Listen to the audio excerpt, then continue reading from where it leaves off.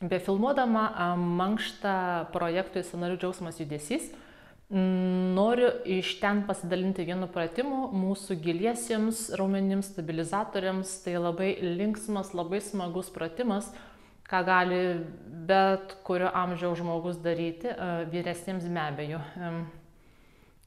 Šiek tiek atsargiau reiktų, bet mes visi turim pusiausvyrą treniruoti. Tai ant kiekvienos kojos po kartą, po 2 kartus, kaip nusiteikia, kaip emocijos jūsų, kaip nuotaika padarot po 2, po 3 kartus, kaip išeina. Atsistojam ant vienos kojos ir pasijaučiam kaip kosmose. Vadinasi, jūs darot su liemeniu įvairiausius judesius, tai reiškia, liemenį sukat į vieną pusę, ne, paliečiau.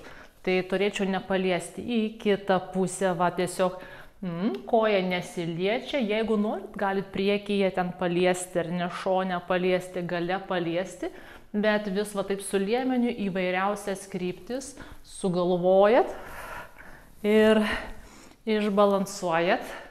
Kitą koją pakeičiat ir atsilenkiu. Taip, į kitą pusę. Įvairiausiam, kaip tik šauna į galvą, nėra jokios taisyklės, esmė yra balansuoti ir kad mūsų kūnas toks kaip, kaip kosmose, ne?